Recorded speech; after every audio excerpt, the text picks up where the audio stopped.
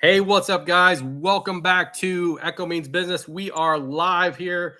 We have a great topic today, and I got some great people with me. I am Scott, your host, and I have Brian up above me, way up at the top. I have Jared and Jenneka right there next to him, and we're going to talk about how to land your profitable client. And why don't you guys introduce yourselves? Go ahead, Brian. I'm Brian. I am the owner of BL Landscapes. We are located in the Pacific Northwest, the top corner of Washington, and we do everything landscape. Awesome. Awesome. Welcome. Jared and Jenneka, come on. Let's hear about you guys. How are you, Take it everybody? away. I'm Jenneka. Jared. And we actually have one more sister, Janna. She isn't here today, but we do landscaping, house cleaning, and pet care in Dutchess County, New York. So we pretty much just take care of the whole home. It's an all-encompassing service. But excited to be here today. Well, welcome. So Thank you. we're going to talk about how to land your profitable client. And we're going to give you the pluses, which are the green flags, and we're going to give you the negatives, which are the red flags. And so, Brian, tell me, what is some of the green flags that we need to do to get to that profitable client that you want to have for, for service, really? I mean, what do you have? So, I guess there's lots of there can be lots of green flags and red flags when it comes to landing a profitable client. I think one of the things that I think is the most important is being really knowledgeable and confident in what you're selling. You know, the product you're selling. If you go in to meeting with a new client and you know what you're going to offer them and what you can offer them, that makes things so much easier. And it makes a big difference with your client as well. You know, if you're going in there and you don't really know what you're talking about or what you're trying to sell them, then you're going to have a lot harder time making that sale. Oh yeah, I think having that knowledge when you first step up to the plate and talking to the customer right away and telling them, your experience and your knowledge, it gives you that plus right off the bat, right at the beginning, knowing that the client knows that you know what you're talking about, and that's always a plus. So, Jared, Jenneka, what are some negatives that you guys can come up with? So many. We've had our fair share. I think But after first off, to say to Brian, absolutely. Yeah, Know your we worth agree. when you go in for green flags. That is like the big thing. Yeah. First and foremost, know what you're worth when you go in. But red flags. Jake could kick this one off. Yeah, I think after 15 years of being in the business, you start to kind of know when your potential client is talking to you or when you're going out to estimate some of the verbiage that they use. And we found that a lot of times when we show up to a client's property or even on the phone, we can kind of mitigate when we hear the first sentences. Oh, yes, I used to do this all myself and I can do it. I love It's gardening. super easy. It's not that hard. Right. Anyone can do it. Right. These are some of the trigger words that we found for us. They're giving you a hint that they're not going to value what you do. Yeah. I can do it myself. I've done it myself for so many years, but I'll think about giving it to someone else. So they're looking for bottom dollar. Now, most of the time, if it's the beginning, we're probably going to kind of get real busy and not really deal with that person too much because we're going to kind of be able to tell what's going on. But we've been surprised in the past. We had a sit down with a client who he just was like, oh, I see the number. I get the number.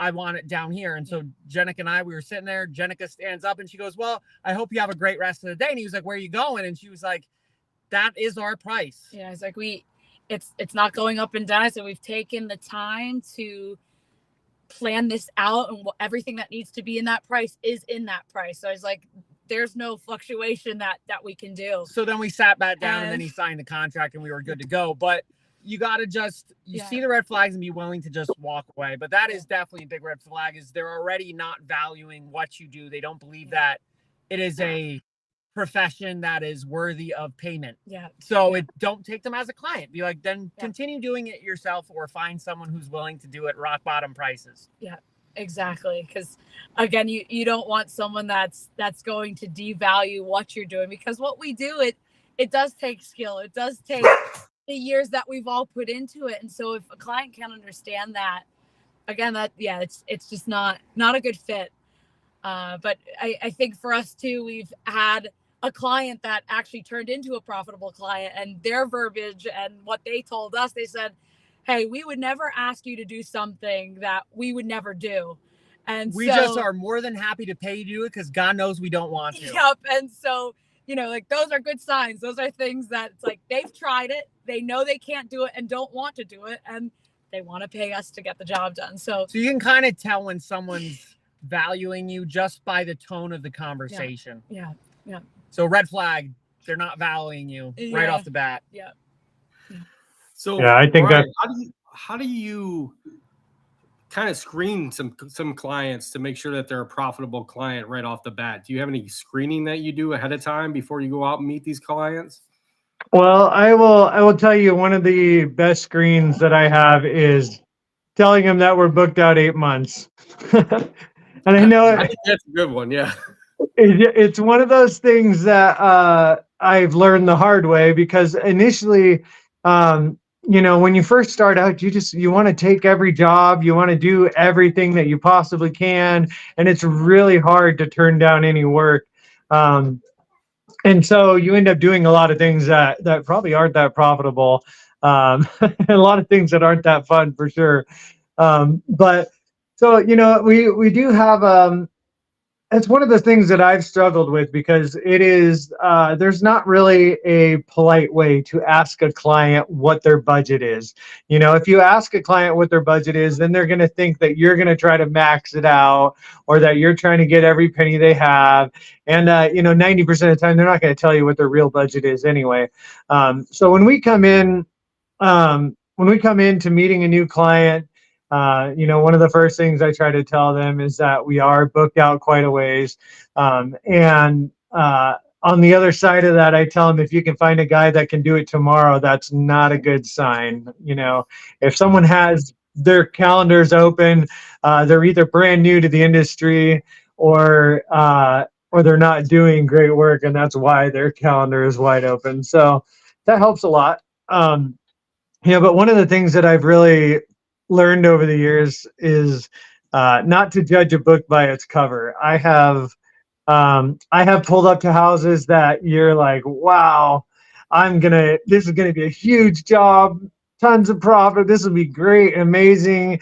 And they, had a $500 budget for their landscaping.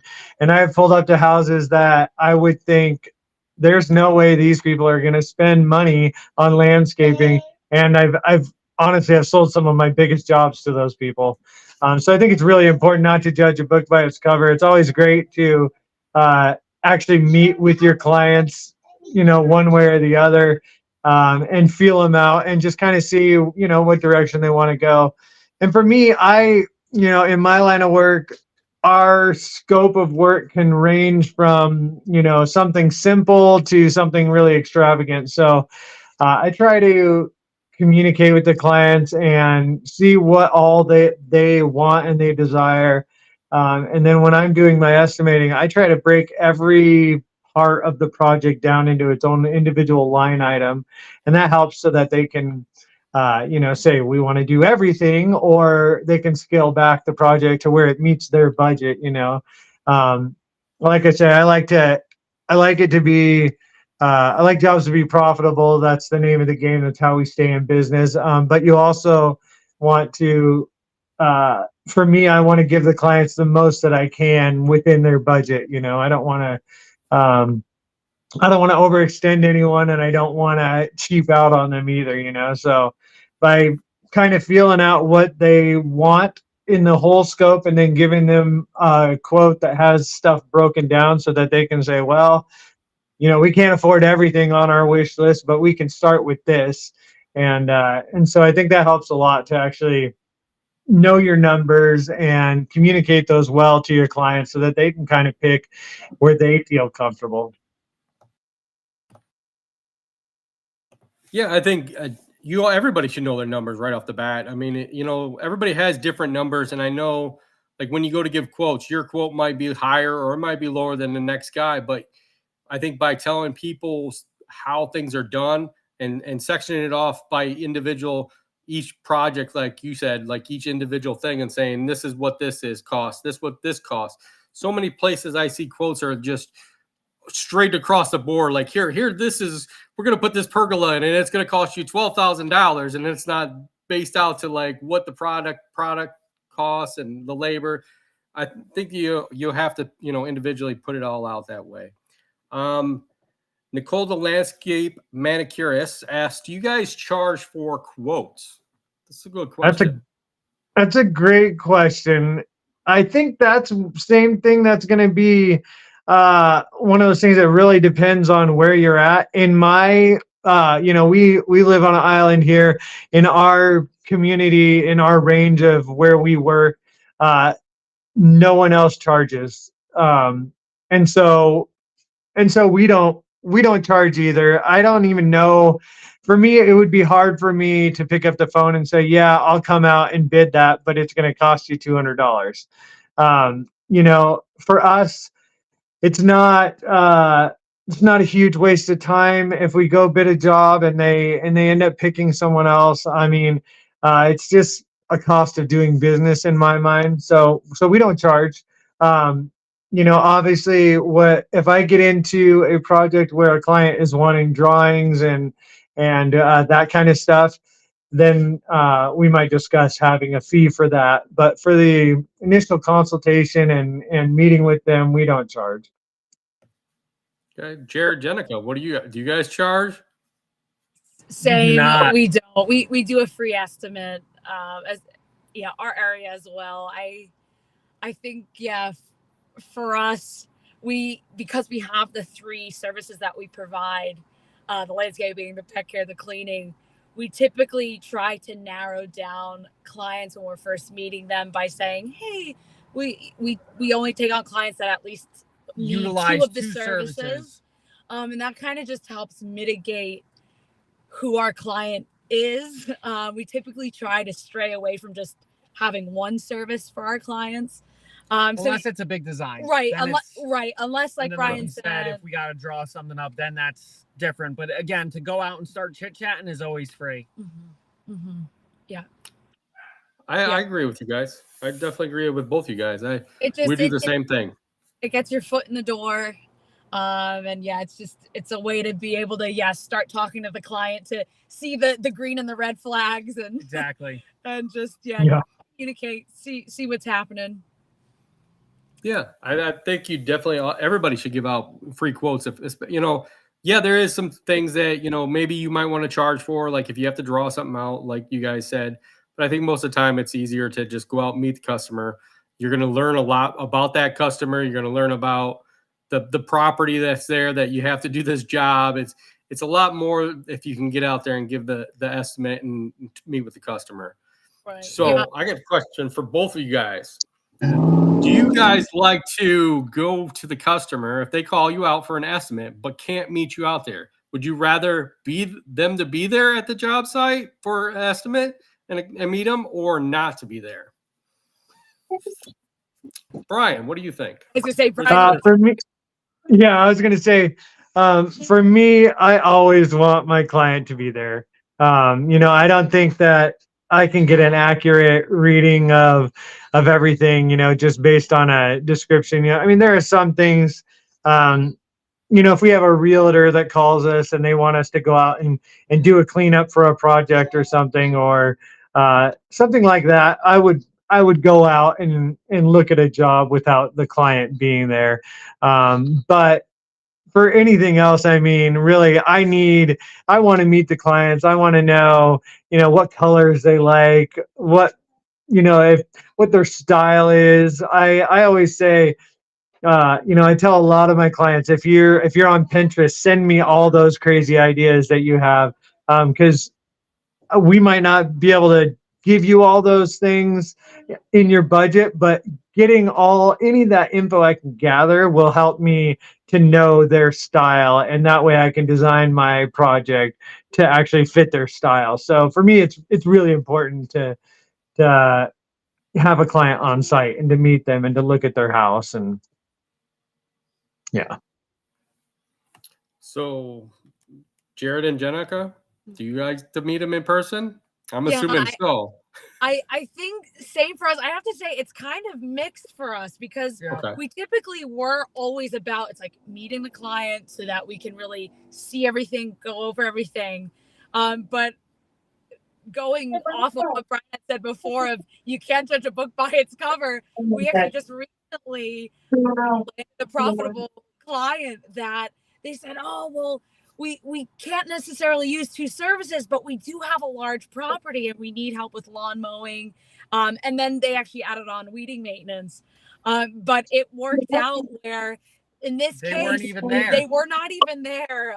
We had gone, we were able to assess the lawn areas that they needed done. We were able to, because it was lawn mowing and weeding maintenance, it was an easier It wasn't estimate. a design, so it was definitely a Yeah. lot easier. So in that case, for lawn mowing, we were able to go without them being there and assess and create a reasonable estimate that worked for everyone. But it does not happen like that all the time. For us, we typically do like to meet with a client. But it definitely depends on what you're doing. To do a design, I would suggest you meet the client. Because you need to touch, feel, see. You have to see what the client. But is for going mowing, on. maintenance, you can discuss all that in an email, and they don't necessarily have to be there. Yeah. Yeah. That works for us, or sometimes taking a video or FaceTiming the client in. If you have any questions, that sometimes has worked out as well for us. But for the most part, I'd say meeting with a client is the best. But yes, technology is a beautiful thing. FaceTime them in, or if they have pictures, or you're able to again do an easier estimate in terms of lawn mowing or something like that. Yeah, I think that's important too, because nowadays it can be, you have to be aware of your of scams too. I mean, I get the same emails that everybody else gets where I have this house, and I think just being smart and having common sense and being aware of those type of situations are really easy in my eyes to pick out and know what's a scam and what's not. But I know a lot of people have gotten duped by stuff like that. So I think it's important just to have that awareness, at least get a one-on-one phone call with someone, even if you're going to, because we admittedly, we live in a military town. So there are clients who are on deployment and stuff that we have looked at their property and come up with a plan without actually meeting them. But that phone call for sure, just anything to assure you that it's not a robot or something. Yeah, I think talking to a client, ahead of time if you can, and exactly know what they're looking for, and like you guys said, especially if you're meeting for a landscaping job, to be able to meet them in person, go over like the colors, like Brian said, and what they're kind of looking for. It's a lot easier that way. But like what you guys said, Jared and Jenneka, I think mowing is a lot different. Sometimes mulching is a lot different. There's certain things that you could go ahead and sometimes not meet a customer and just be like, I can, as long as I know that it is a real person that I'm going to, try to deal with, and that they do live at that house, I'll go ahead and meet them, not meet them if I have to. So, yeah. Sure. Yes. So Joseph says, thank you all for taking the time out of your day. Thank you for joining us. Yeah. Jason Troy says, do you try to upsell potential clients or just bid for what they're calling or asking for? This is definitely a good topic. I would like to know what your guys' thoughts are. Brian. Yeah, well, yeah, definitely. For me, like I said, I want my clients to know that I'm not trying to just get more money out of them. But if I'm looking at a project and we're discussing things, I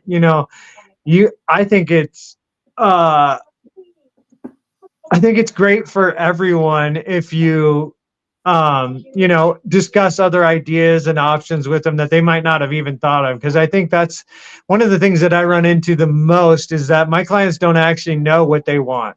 And 90% of them will admit that, that they're not really sure what they want, because they're not landscape designers, and they see a lot of things. And I'm the first one to tell them what will work and won't work. But yeah, I think if there's always that opportunity. I guess it's the word upsell that I have a hard time with. But if there's always an opportunity to show them something that could be done differently or better than what they are thinking about, I always give them the options. I like to let people know that there are a lot of options, and so that usually leads to getting to do more work and doing more profitable work. So I guess it is technically upselling, but you're really just trying to steer the customer in the right direction and give them more information that they might not have already had. Jared and Jenneka, do you upsell? Yeah, I mean, those are all great points. I think with Brian in terms of It's the word the itself. word upsell, Yeah. I think it does come down to suggestions for sure. And it's talking to the client, finding what they need. And then you're just, in a sense, enhancing what they want or what they need with the knowledge that you have, and say, hey, did you think of this? Or how about adding landscape lighting and things like that?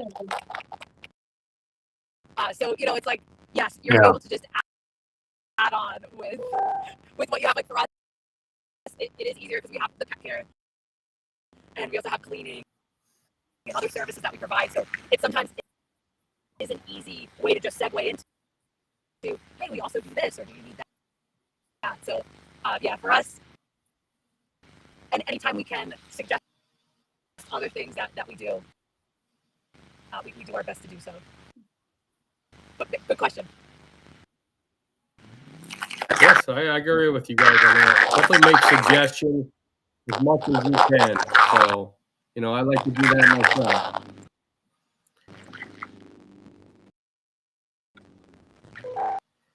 Okay, Joseph Todd says, I get in the door first, establish a relationship, then I'll so you guys like to try to get in the door and establish a relationship?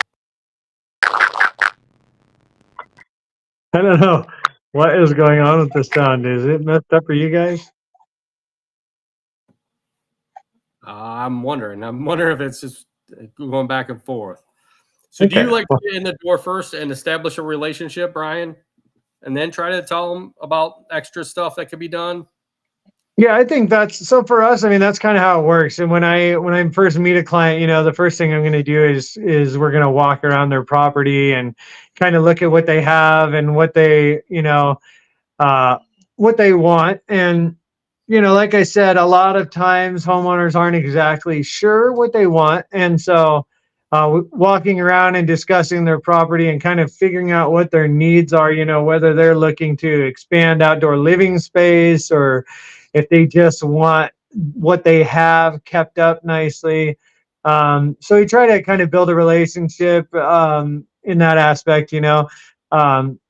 Try to feel them out, make them comfortable, and let them know that you're there to work with them. Not to push something down their throats.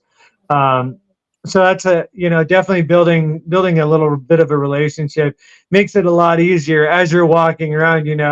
To say, like, have you ever thought about landscape lighting? Or a big one for us, because we do irrigation, is a lot of times people will be talking about putting in a new lawn or putting in a bunch of plantings, and I will be if they don't mention irrigation, that's one of the things that I'm definitely going to bring up and be like, well, so how much time do you guys want to drag around a hose during the week? Because you're investing all this money into your landscape, into your lawn and your plantings, and none of it is cheap. And I can offer you something that's going to make your life a whole lot easier. I tell clients all the time that I don't meet very many clients that actually want to work in their yard all week.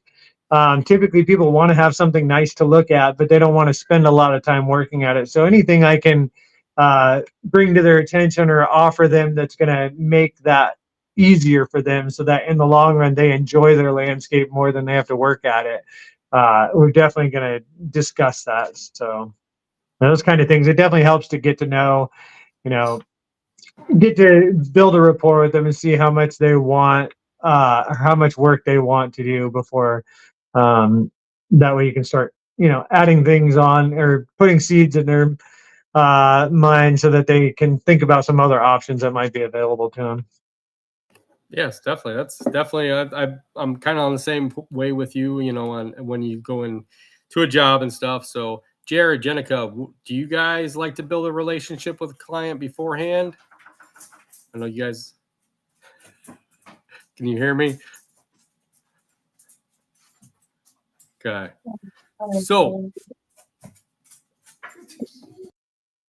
So I like to build a relationship too. Also, before when we go to the first estimate and try to get used to knowing what they are and kind of go over what they want and what their needs are, and then like same with Brian. If there's something like planting stuff, I like to go ahead and suggest certain things while we're out there on the property. And I think that always makes a good benefit to being out there and letting the customer know what you can do. Sure. Yeah, and I've found a lot that clients, we're a lot of times people find us on Facebook or online, and so they've seen a lot of stuff that we do. But I find a lot of times if I don't bring it up that oh well, we do fences and we do decks, and they'll be like, oh, that's great, because I think it's a lot easier on a homeowner if they can find a contractor that they like that can offer them multiple services instead of having to find 5 different contractors to get their landscape done. I think that helps a lot. So part of building that relationship and talking to the clients, is letting them know the different services that you offer, because they might not even know that you do all those things. We get that a lot with fences. They're like, oh, you do fences too? And so that helps a lot. Oh, I think so. I think that's the same way with us. I mean, if by telling your customer right then and there when you're there, like, okay, I might see this, maybe in a couple years you might need a fence, or if you need a deck, or it might need to be power washed in a couple months, let us know. That actually helps you get in your foot in the door also too for other services, and oh yeah. Once you build that relationship, it's awesome.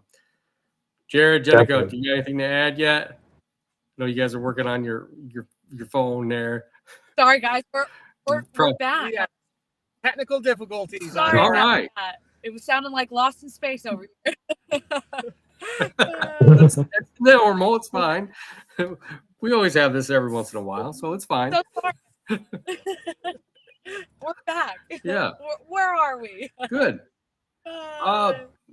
Getting in and stepping in the door. I mean, we want to know like what how do you once you step in the door, do you like to build a relationship and get get word of mouth out of all the services you do? Yes. Yeah. Yes. I think for us, once we get our foot in the door, we do try to build relationship. Relationship is key. I think for us to full transparency with our clients as well has been a really big thing. Like our clients, they're like, we want you to be clear, open, upfront with us. So that's been our biggest thing, building a relationship, being transparent with our clients. But yeah, a lot of it has been word of mouth, our website, Facebook, and a lot of it was word of mouth. Yeah. Just the tips, pretty much attending events. Yeah. And networking. And we've had clients tell us, they're like, well, thank you for being so open and honest. They're like, you could have lied to me and it would have worked. And we're like, but that's just not the way we do business. Yeah. So honesty in our case has always been the best policy. Oh yeah, I agree with you on that one. Nicole wants to know what percentage of your clientele are return clients, seasonally or monthly. I'd like to know, Brian. I mean, you're pretty much on and off with jobs, and you said you got an 8-month lead time because it's just so much there. So how much are return clients? I would say for us, we're really lucky. I would say at least 50% of our clients are return clients. We have clients that we've been working on the same house for 15 years. And that's something I always tell people too, First of all, return clients are the best compliment that we can get. We love nothing more than return clients.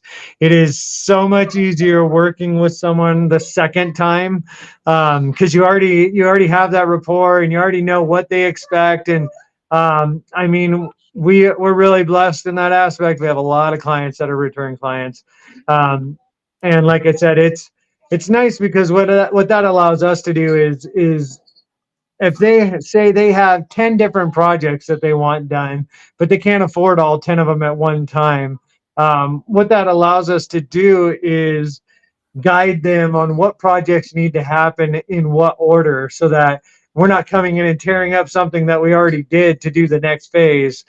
So it helps with that. And it helps, clients like that a lot. If you do a project for them and they love the work you did, and them just knowing that next year that you can come back and do another project for them and they don't have to stress about a new contractor and all that. I think that's great. I love return clients. I have one of my favorite clients about every 6 months on a regular basis. He will just call me and say, I have this much money that I want to spend, and we'll just go find something cool to do on his house. And it's a blast. And like I tell everyone, he gets so much more because when I have that budget that I know exactly how much I can spend, it allows me to be as creative as I want. I can really push things to the max and get him everything that I can to where our labor is covered and all that, our business expenses. But for materials and stuff, if I know that budget going in and I can just have that creative freedom, that's the best because we can get a lot done that way. Oh yeah, definitely. What about you guys, Jared and Jenneka? How many percentage is return clients? I'm assuming probably a lot. It's 99.8%. It's almost about 100%. So That's awesome. Our bread and butter is maintenance, and Nice. then for us, projects are salt and peppered in, which helps and is a lovely addition. But for us, yeah, maintenance is our bread and butter. We count on the reoccurring client. So for us, our strategy has been how typically for commercial, there's contracts that are created. For us, we've actually taken that same system for residential. And we call it a property plan, and it's spanned over 12 months, and they sign when the season starts, and they can sign again when the next season starts. We literally, that's great. Their annual agreement is what we call it, and it is a contract, but to use words that are a little bit more delicate, we call it the annual agreement. And we literally list everything that we do on their property, all the services. So it's all in one spot. And they can add more, they can take away more. It's very customizable. But it's like they That's know great. what's done on their property. It's the total price, and we break that amount through the 12 months out of the year. And so clients are just paying their palatable monthly, and they're able to just pay every month at the end of the month. We put credit cards on file, and it's just a streamlined, easy system. And I think our clients have appreciated just being able to break down into monthlies instead of paying all in one lump sum. And they know when we're going to be there, what we're doing, what's happening on the schedule. And then, of course, projects are separate, and we state that in our agreements that it's like projects are separate. We can't wait to chat with you about it. And so, yeah, we just kind of make it plain, and it's been working out quite well for us, and clients have received it really well. So we found it works. In other words, a lot of the same return clients, the same same ones. So we returning clients, and then we just try to make it streamlined by giving them those agreements. The usual suspects. Yeah. That's awesome. That's great. That's awesome. Well, guys, that's all we have for tonight's episode, this live. This is a great episode. It was a great topic. I want to thank Brian for being on. I want to thank Jared and Jenneka for being on. Thank you all for watching and listening to Echo Means Business.